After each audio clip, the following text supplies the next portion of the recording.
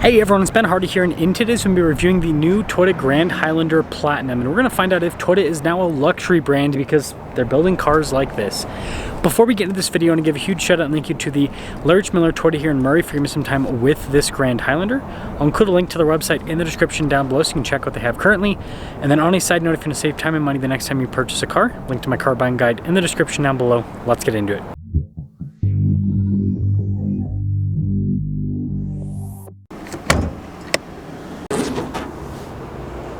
Under the hood, we have a turbocharged 2.4-liter four-cylinder that goes through an 8-speed automatic transmission.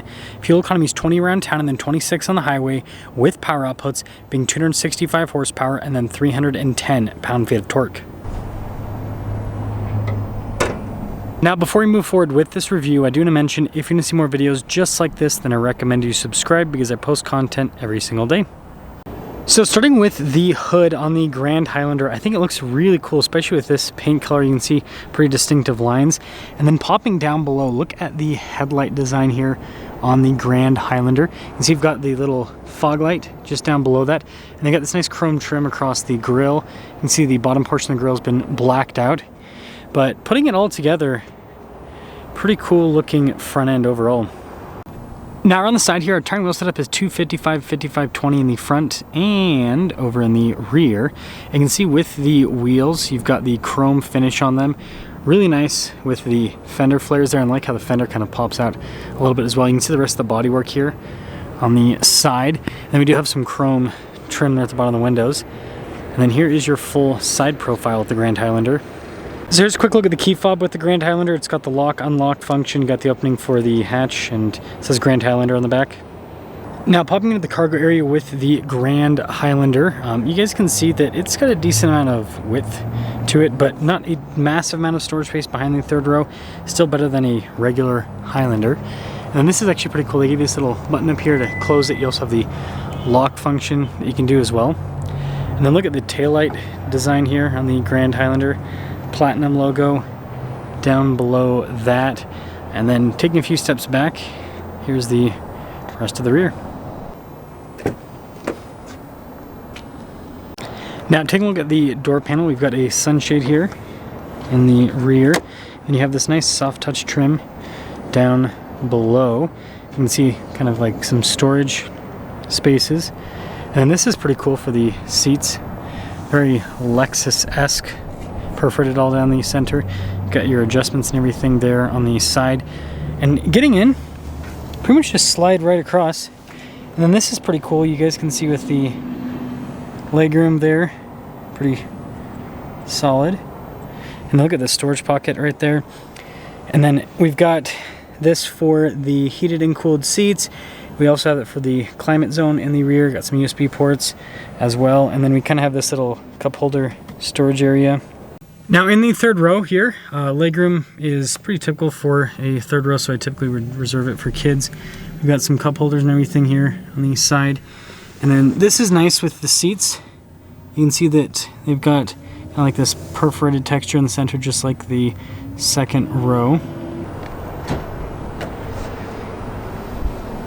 Now taking a look at the front door panel, soft touch here at the top, and then this is nice down below with the trim. We do have blind spot underneath the mirrors. I like this coloration here at the bottom.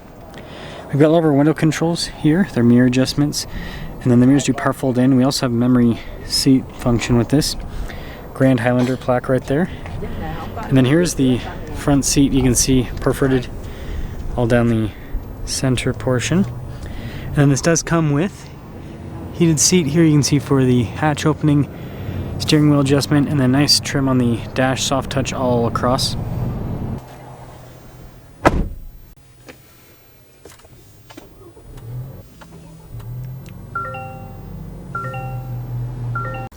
So taking a look at the steering wheel, you can see we've got paddle shifters here on the back. We've got practical controls like our cruise control here in the front, lane keep assist.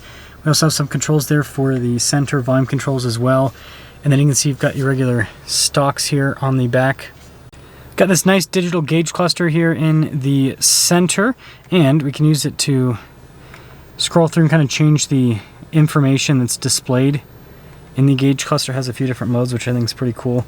And then this is where the drive modes will also pop up as well. So like if I pop it in sport mode, Gives you a fun animation with the Grand Highlander. Takes a second for it to like load up with everything. So in reverse, we do have a 360 camera system. You've got that backup camera with trajectory lines, and then you can see the bird's eye view. It's part of the 360 system. Solid resolution. And then this is just Toyota's newer infotainment system. So you've got the shortcut bar here on the side, and overall response time and all of that is pretty quick. Now below the infotainment system, you can see we've got our climate controls. So tri-zone climate, heated and ventilated seats. You've got the vents there below that as well. And then this is just to pop on that 360 camera. You can see the little charging port area, wireless phone charging pad. Shifter here for the 8-speed automatic. Got some cup holders there. And you can see with the auto hold parking brake. And this is cool with the stability control and the auto stop start there. Snow mode. And this is the whole drive mode select. It's this big dial. So you got a bunch of buttons for all of the modes. And the center console is very interesting. It's like this window that opens up. It's kind of different. And then I kind of showed this before, but you got the dash here, soft touch across. And then you can see the storage space there with the kind of like wood trim.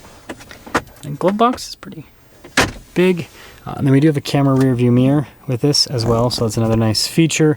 And then controls for the big old panoramic sunroof up top. So here's a bonus sticker for the Grand Highlander Platinum. You can see all the standard equipment with this, and there's your base MSRP. And then here's your total MSRP, $55,548. And with that being said, let's sum things up for the video.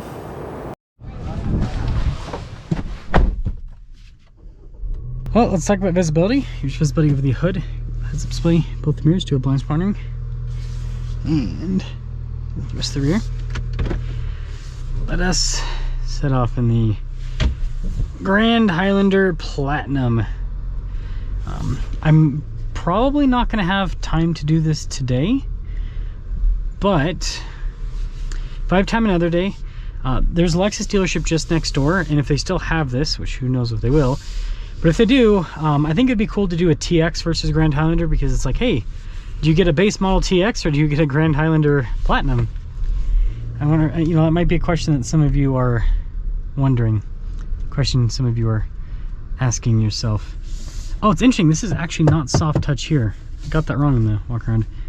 So it's soft touch here and here, and also here, but just right this part, which makes sense. It's not a place you really touch, but it has the same look. So all the rest of the soft touch. Refuel. Okay, so we're not gonna go super far with it, but let's just kind of get a feel for this turbo.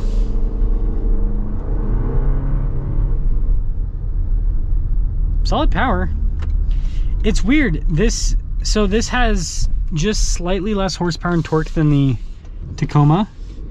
The new Tacoma has 317 for the torque, 278 for the horsepower, so 8 more horsepower, 7 pound-feet more torque. This somehow feels like substantially less like pushy. I wonder if they just not only increase the torque and the horsepower on the Tacoma, but also just the tuning. Like this feels like it has less low-end torque than the Tacoma. It's not bad. Tacoma's also a lighter vehicle, I think. I need to look up the curb weights to like be for sure on that. But yeah, interesting. Now in terms of Grand Highlander, it drives shockingly similar to the Highlander.